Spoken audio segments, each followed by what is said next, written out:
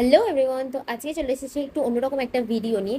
তো ইউটিউব খুললে মোটামুটি সবাইকে দেখছি এই চ্যালেঞ্জ ওই চ্যালেঞ্জ করছে, তো আমি ভাবলাম আমি কেন বাজাই, তাহলে আমিও করি।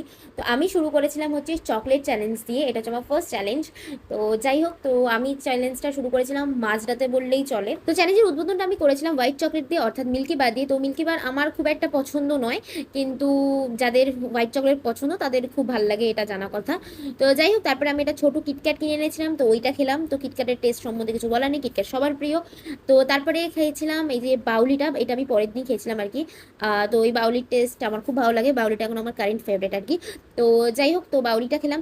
দেন আমি একটু বেরিয়েছিলাম, তো বেরিয়ে আমি চকলেট শেক বানাবো বলে তার ইনগ্রিডিয়েন্টসগুলো কিনতে গেছিলাম। তো শেকটা কিভাবে বানিয়েছিলাম সেটা আসছে পরের ভিডিওতে, তোমরা চাইলে ওটা গিয়ে দেখতেই পারো।